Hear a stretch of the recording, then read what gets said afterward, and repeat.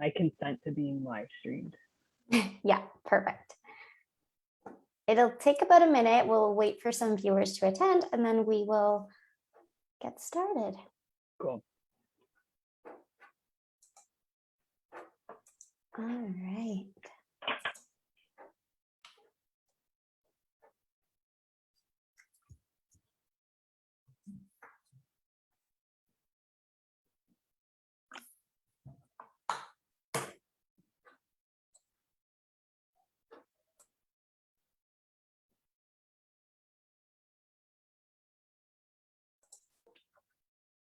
All right, we can go ahead with the next slide.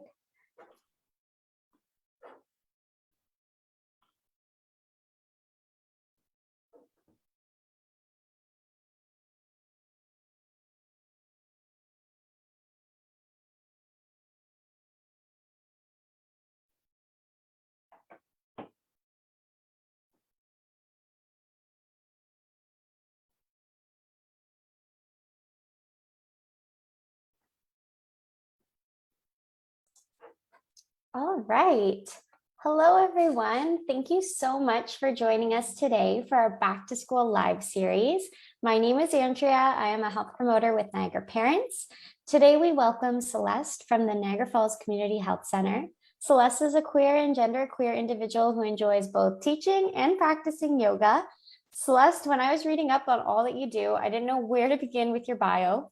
From your work with Out Niagara, your dedication to your role as the LGBTQ2+ support coordinator, your YMCA Peace Medal for your efforts to the Niagara sexual and gender diverse community, and so much more.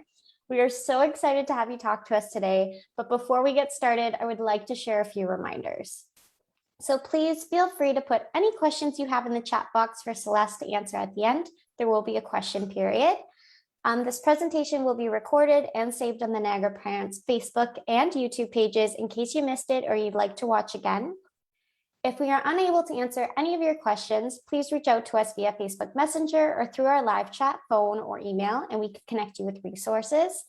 And then, of course, Celeste's contact information and resources that we discussed today will be located in the chat box on the discussion page as well of the event. So without further ado, I'm going to pass it over to Celeste. Thanks so much, Andrea, and thank you, Niagara Parents, for having me to talk. Today, we're going to talk about the gender elephant, and I love the gender elephant. I use the gender elephant all the time. I probably owe the gender elephant like a portion of my paycheck by now. I use the gender elephant so much. So what the gender elephant is an educational tool. This is created by the Canadian Centre for Gender and Sexual Diversity, or CCGSD for short. And CCGSD is located in Ottawa. And their website today, or after today, if you're looking for more resources, their website has an amazing resource page. So the gender elephant's on there, and there's many other amazing resources that you can access if you want to learn more after today. So the gender elephant is an educational tool. You may have heard of like the genderbread person, the gender unicorn. This is another adaptation of that. It's CCGSD's take on that. The gender elephant is going to help us understand some concepts and terms that we're going to go through today, and those are gender identity, gender expression, sex assigned at birth, physical attraction, and romantic attraction. I, as part of my job at the Niagara Falls Community Health Center, is giving sexual and gender diversity educational trainings and presentations. And often folks are like, can you go over all the terms? I want to know what all the words mean. I want to know the definitions. And I actually tend to stray away from that I don't put a lot of emphasis on what very specific terms mean, for a couple of reasons. One reason is that some folks find them very empowering, and that's great. And for other folks, they don't really fit. Humans are very complex, and we don't all necessarily fit into a perfect textbook definition of what a word might mean. Another reason I don't focus on them is that, like I said, humans are complex. And so even if we were like, yeah, we want to use this, I want to use this term for myself, and this is how I identify, everyone has the right to define that differently for themselves a little bit, right? So again, we're more complex than just a perfect textbook definition. If we wanted to ask 100 non-binary people, how they define non-binary, you'll get 100 similar, but a little bit different answers. And so again, is why I don't focus specifically on terms. And another big piece of that is that, so all of us have the right to define what terms we use for ourselves, to have words that we're like, yes, this describes me, this is empowering, this is affirming, this is how I feel.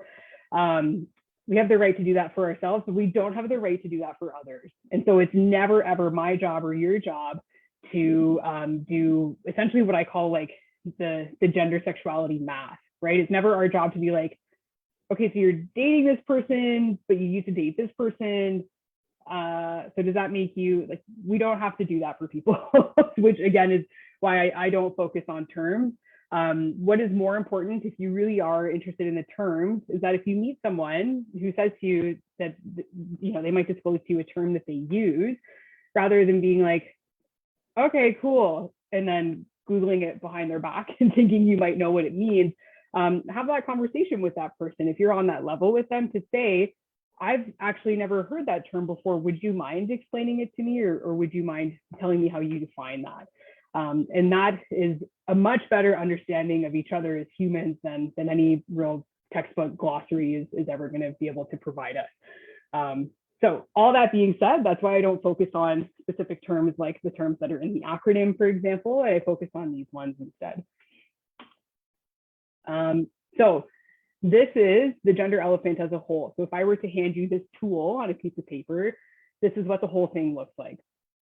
So on the left, we have our friend the elephant with these icons all over them. And on the right, we have kind of the legend of what all of those things are. And we're going to go through and break them all down one by one. What I want you to notice before I move on is that for almost every term underneath, there's 3 arrows. And on the arrows, they have circles. And I want you to imagine that those circles are like volume knobs or like percent meters, and are totally slidable, changeable, fluid. There's no rules about them. So it's not like one goes up, so one has to go down. It's not like it was this way, so it has to be that way forever. All of them can be totally fluid and change, and that's okay. And so the arrows that we have, the lines that we have on them, we have roughly, or on most of them, right? It says female, woman, girl, male, man, boy.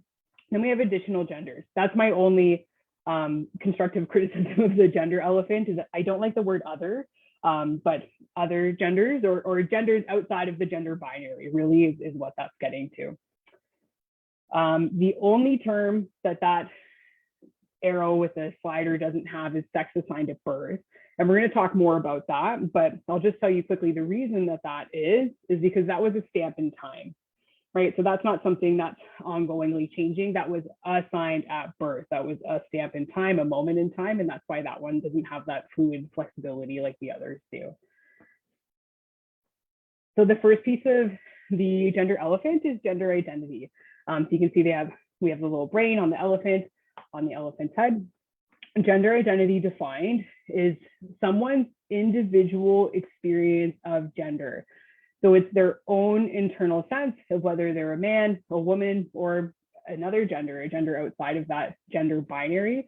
And when I say gender binary, I often do this a lot. I do the air quotes. I'm not sure how Facebook Live works, so I'm not really sure if you can see me doing the air quotes, but I'm finger quoting, saying gender binary, right? That our society has created this, or has this gender binary of like, it's this or that, one or the other, right? Binary meaning two. You go to a bathroom in a public place in an older building, you go to the left or you go to the right. You walk into a clothing store, you go to the left or you go to the right. And so that's a construct created by our society. And that's what I mean when I say gender binary, and that there are other genders outside of the binary of just male and female. So gender identity is someone's internal sense of what their gender is. Often, someone's gender identity corresponds with what was their sex as assigned at birth, which we call cisgender, but sometimes it doesn't, and that's transgender.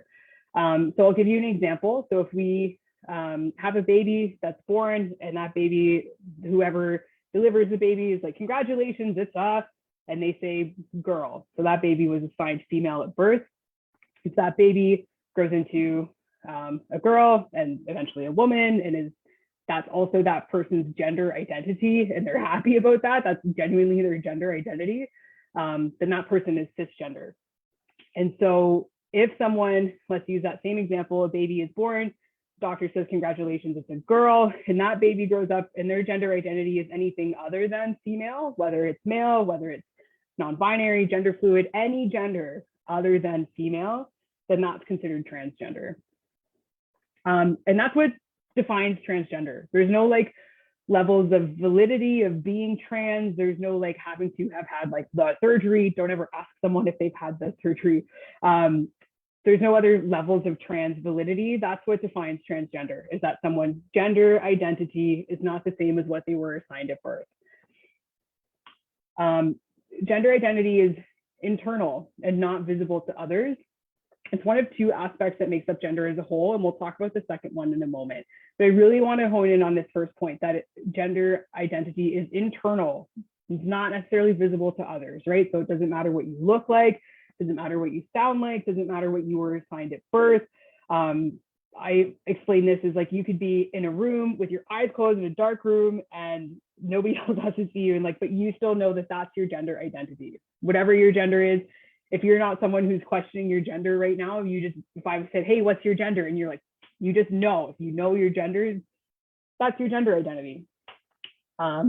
It doesn't necessarily have anything to do with anything else. You know that for yourself. It's a really strong internal sense of knowing yourself, and it's your own individual experience of gender.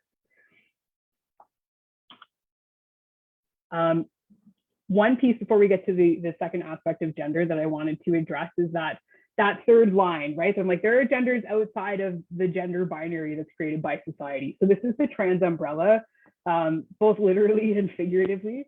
And so these are terms that fall under the umbrella of transgender. On the left, we have ones that fit society's gender binary. We have trans men and trans women. Trans men were likely assigned female at birth, and trans women were likely assigned male at birth. And we're going to talk more about sex assigned at birth in a couple of slides. And then we have gender identities that are non-binary, meaning literally just that. They don't fit the binary, non-binary. Some folks use that as their gender identity term on its own. And then there are even more gender identities underneath the umbrella of non-binary. Just to give you some insight into what that third line is really addressing. So the next piece of gender is gender expression. And something I want to point out right away is that on our lines, the arrows, the words changed, right? A second ago, we had female, man, girl, male, man, boy. Now we have masculine and feminine. And these are really stereotypes, and we'll talk more about that. So gender expression is how a person outwardly expresses their gender identity, right? So gender identity is internal, it's not visible. Gender expression is external. So this is how someone takes their gender identity and like shows it out to the world, to show folks who you are. So this can be through behavior, through clothing, through hairstyles, voice, body modifications, etc. Someone's gender expression may not always be stereotypically congruent with their gender identity, but that doesn't invalidate their gender identity. And a really, really important word here again is stereotype, stereotypically. So let's use an example and say, if someone's gender identity is male, that person's gender is male, and then that person decides that they want to wear a dress. Society, right? Society and stereotypes would be like, that's feminine, but that doesn't invalidate that that person's gender identity is male, if that's still what their gender identity is, right? So just really important to understand that we can't make assumptions about someone's gender identity by looking at them. And it's really not even our job to do that, but we can't make assumptions about folks' gender identity just by how they dress or what they look like or what they sound like, etc. Yeah. Another piece that's important to understand about stereotypes is that they're exactly that, they're stereotypes, and that they vary. So they vary throughout history. What we've considered quote unquote masculine and feminine 100 years ago versus today is different versus in the future is going to be different. I really just hope we don't even have those words anymore. And not only through time, but also through different cultures. So in different cultures around the world, they might have terms like masculine, feminine, and 3 other terms. They might not even have any. They might have entirely different ones from masculine and feminine. So just really important to understand that when we're talking about stereotypes and what's masculine and what's feminine, very specifically like Niagara, Ontario, Canada, September, I almost said August, September 2021, right? So that all of these things can change. The next piece we're going to talk about is sex assigned at birth. So, oh, you know what I missed telling you? So in the last one, we talked about gender expression. We had the green circles. And so you can see the green circles are kind of like all around the elephant, like around the elephant's gender expression. So now we're on sex assigned at birth, and we have the little leaf, and it's over the elephant's groin area. And so we've already started talking about this because it kind of comes up as it's a little interweaved with the other concepts. So sex assigned at birth is that a baby is born, whatever medical professional delivers the baby, looks between their legs and makes the call, right? Congratulations, it's a boy or girl, gets wrapped in a pink or blue blankie, and like so much of that baby's life is already set out and decided. That's what sex assigned at birth is. And so female and male, I think folks understand that quite simply, and that typically I don't need to explain any further. What is important to talk about is intersex. So intersex is a term used to describe people who are born with anatomy or chromosome patterns that don't fit and I'm really going to hardcore air quote this and say typical definitions of male or female. So anatomy can be really visually obvious. A baby could be born with genitals that are both, quote unquote female and male typically. And it can be not visually obvious. A baby could be born with something externally and something internally. It may or may not know about that until way later in life. And then chromosome patterns can even have variances that equal someone being intersex. What's unfortunate and why it's important that we talk about this is that intersex folks are often subject to surgical intervention at birth with or without consent from their parents or even parentals, even their parents having knowledge that that's happened. And so this is unfortunate for a bunch of reasons. One is that we know babies can't consent, right? And so maybe we would think, okay, well, at least the parents, they would be the next best person. But sometimes this is even done without the parents' knowledge or consent. Another reason it's unfortunate is that there's nothing harmful about being intersex. There's nothing wrong with being intersex. Humans are so ironic because like we celebrate diversity in nature all the time. We love diversity in nature. We think it's so cool. If you're on Facebook, if you're on Instagram, you see photos shared of like really cool things that are like a little bit different in nature, right? An example I use all the time is like a picture of a cat where one half of their face is black and the other half is orange. Like we love that kind of diversity in nature. And then that diversity happens in humans. And unfortunately, there are some folks who think, and think that something needs to be quote unquote fixed when really it doesn't. We're humans, we're part of nature, and we're so diverse and complex and beautiful. And so there's nothing wrong with that. But what's wrong with that is when we don't think it's okay. And so another reason that this is harmful is that intersex folks may or may not have chosen to have that surgical intervention for themselves. There's nothing harmful and wrong with being intersex, but there can literally physically be physical complications from having that surgical intervention done, and then even emotionally can be harmful as well, right? That person may or may not have chosen that for themselves or not wanted that to have happened. So that's why it's so important to talk about intersex, make sure that there's more intersex awareness, and that folks, there's a big movement to have these surgical interventions stopped. Another thing that's important to note about intersex is that the occurrence of folks who are born intersex is 1.7% of the population, which sounds like not a big number, but when you consider like the population of the world, how many billions of people, that's a lot of people. It's a lot of folks that are intersex. And it actually is roughly the same number of occurrence of folks who are born natural born redheads. So the population that's born natural born redheads is 1 to 2%, and intersex is 1.7. So that's how common being born intersex is. If you want to learn more, you can go to intersexequality.org, and that's where that statistic is from. So the last two pieces of the gender elephant are physical attraction and emotional attraction. So physical attraction, you also hear this called sexual orientation. And you'll see that we're back to our sliders, right? We have men, we have women, we have additional genders.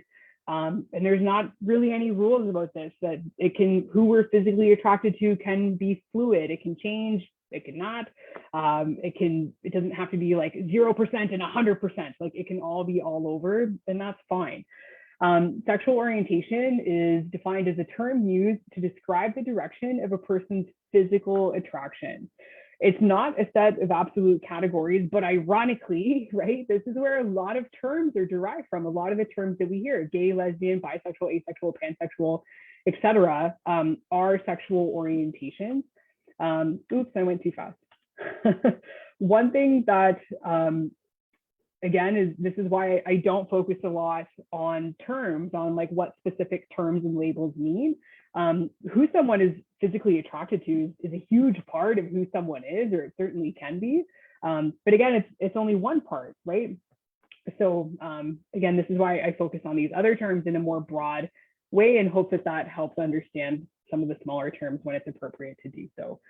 So this is physical attraction, and the next piece is emotional attraction. And when I explain the difference to kids, so emotional attraction is also called romantic orientation. So a term used to describe the direction of a person's romantic or emotional attraction. And physical was the direction of physical attraction, right? So when I explain this to kids, I often say physical attraction is who you might feel like you want to like kiss and make out with, like who you're physically attracted to. And often kids are like, ew, and they don't really want to hear about that. But then emotional attraction, I explain as this is who you might want to like hold hands with or go on a walk on the beach with, like it's romantic. And kids are like, oh, and they get it. And that's really important to understand, is that a lot of times the questions that I get are like, well, how young can kids know who they're attracted to? Or how young can they know their gender? Or how young can they know, or how can my kid even know that they are gay if they don't even know what sex is? And they very well might not know who they're sexually or physically attracted to, but they certainly can know who they're emotionally attracted to very young. If you're someone who experiences emotional attraction or romantic attraction, if you can think back to the first time that was, you probably were very young, right? And so kids have an awareness of this very young. So emotional attraction is who someone is attracted to romantic or emotionally, and physical attraction is who someone is physically attracted to. Again, not a set of absolute categories, and this may or may not coincide with someone's sexual orientation. So who somebody can be attracted to physically and who somebody can be attracted to emotionally can be different. It doesn't have to be the same. I'll give you an example. So I have a friend who her sexual orientation is that she's bisexual. And she defines that as I'm physically attracted to men and women. But emotionally, as far as relationships goes, she's only ever been in relationships with women. She's only interested in relationships with women. And so that's how those two things can exist separately from each other. They don't have to be the same. And I often honestly give these presentations and folks reach out after and they're like, that makes so much sense. You have no idea. Or if you've ever questioned, like, I think I have feelings for this person, but I don't necessarily feel like I want to do that with them, or whatever the case, like it's complex, and we're all entirely valid in that these two things can exist separately. And even then, not only can they exist separately, but then they can exist fluidly, right? And there's a lot of emphasis in society to focus on what our sexual orientation is or who we're physically attracted to. There's not a lot of emphasis on emotional or romantic attraction, and that those two things can even be different from each other. So that's the gender elephant. Yay. But it's a really like just opening the door of a world of so much more information. That being said, I'm back on Monday to talk about pronouns. And so I talked a lot about how like it's not our job to figure out people's gender identity. It's not our job to know someone's orientation. But on Monday, when we talk about pronouns, you're going to understand more about how to address people properly, and that's what's really important. So if you are available Monday, then please do come back. I think Andrea might have some questions, but I'll throw this up. So this is my contact information for my role at the Niagara Falls Community Health Center. If you want to discuss more, if you have questions, by all means, I'm happy to do that. I don't have a fancy referral process. However, you want to get in touch with me, whether it's calling, texting, emailing, that's totally fine. And the Niagara Falls Community Health Center, we are on Facebook and Instagram. So if you want to give us a follow as well, then you're welcome to do that. But yeah, I'll pass it back to Andrea. Thank you so much. We did have a few questions come in. Some of these were submitted prior. So obviously, cool. If anyone ever has questions and would like to submit them anonymously, Niagara Parents is welcoming any questions anonymously as well through our chat box. So please do that as well. Celeste's contact information will all be in the discussion page, as I mentioned, and here. So take a screenshot or whatever it is, so you have all this contact information ready. All right, we got a question asking, so my child came home from school and let me know about attraction to someone of the same gender. How can I support their feelings? Yeah, that's a great question. I think what's important is that validation, right? And that they could be feeling that, and what message do you want them to hear from you about it, right? And often I like to phrase this as like, what's more harmful potentially, right? To say to your kid like, oh, great, are they nice? Tell me about them, right? And to just have that conversation, and that's totally normal and fine. And there are lots of folks who experience emotional attraction to people of the same gender, right? Like, great, there's nothing wrong with that. Do you want to have that conversation, or do you want to have the harmful conversation of, not in my house, you're too young, you can't know that, and not saying to your kid like, I reject this part of you? And that's extremely harmful, right? And so I would recommend the former over the latter. And you know, if you're struggling with that conversation, and again, you're more than welcome to reach out to me, and I'm happy to navigate that with you folks. Love it. Yes, absolutely. If anyone has questions or would just like to know how to even approach these conversations with their children, they're important conversations and there's a lot to learn. So Celeste is more than willing to have these conversations with you and give you some tips and tricks and guide you along the way. So I highly encourage you all to reach out to Celeste. Another question that came in is in regards to the difference between gender identity and then gender expression. Yeah, so let me pop back a bunch of slides. So gender identity, what's really important to understand, I'm gonna get a hand cramp, no, I'm just kidding. Okay, gender identity is what someone's own experience is of their gender, right? So that person just knows that that's their gender, whether that's something that fits the binary or not. And that's for them to know. It's like a strong sense of knowing. Like the first time somebody handed you a pencil or a crayon and you just knew what hand to grab it with, like you just know, there's no other way to put it. That's gender identity. I shouldn't say you just know, because that's complicated in the sense that we live in a cis heteronormative society, right? Where everyone is assumed to be cisgender and heterosexual or straight until proven otherwise.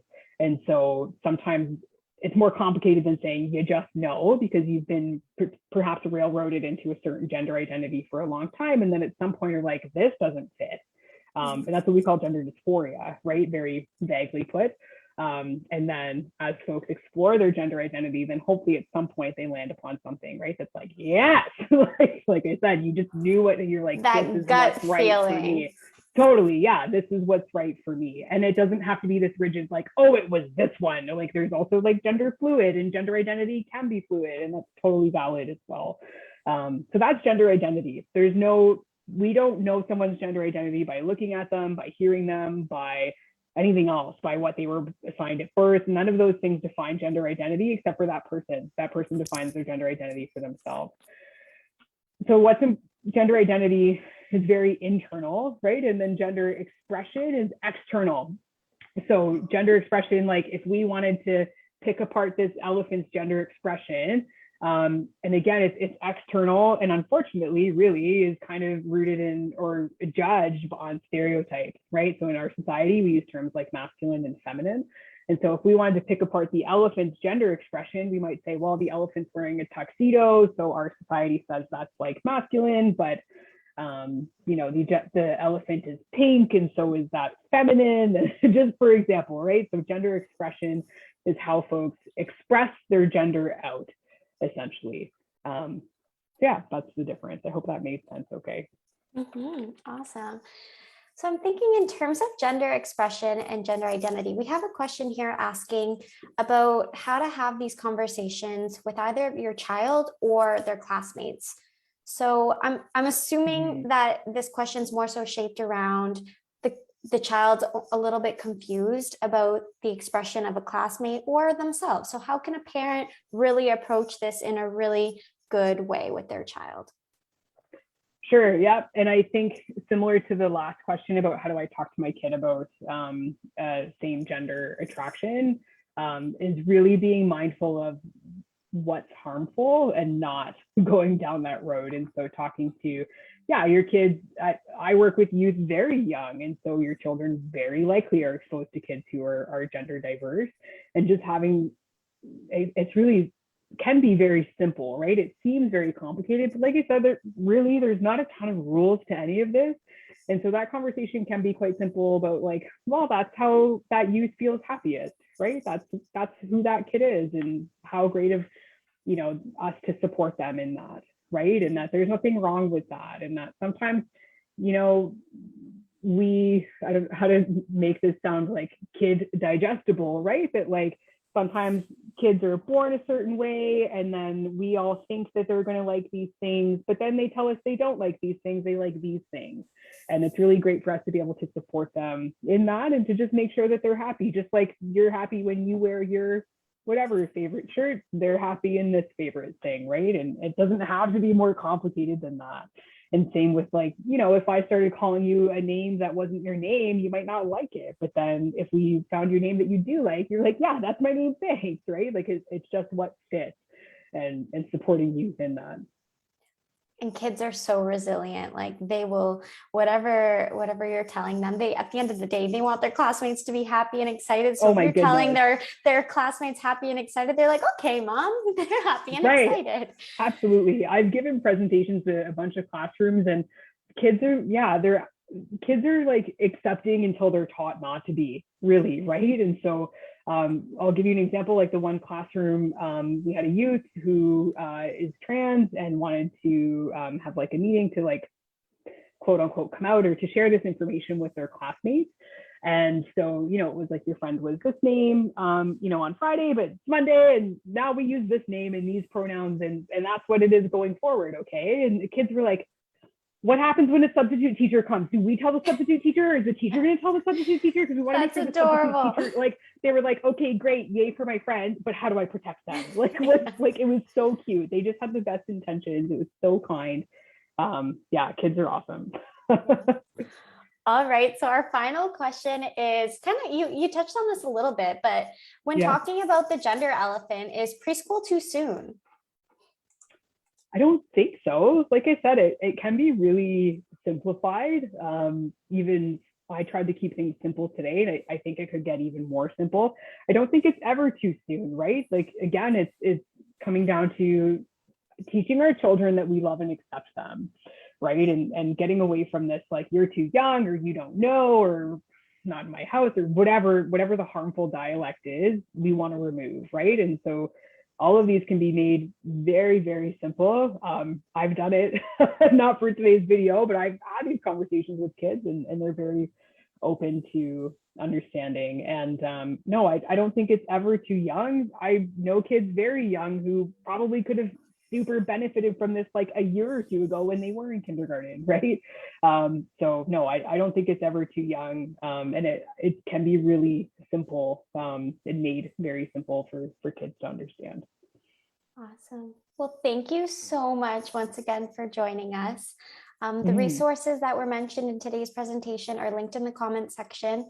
If you have any additional questions, please feel free to reach out to either Niagara Parents via Facebook Messenger, live chat, or phone, or Celeste contact information will also be in that discussion page of the event. And I hope you took a screenshot as well. Please feel free to reach out to Celeste whenever. A reminder that we have more exciting back to school Facebook Live events coming up during the month of September. And our next one will also be with Celeste. So be sure to tune in on Monday, September 13th at 2 p.m. for our pronoun chat. Thank you once again, and we wish you and your family all the best this new school year. All right, bye everyone. Bye.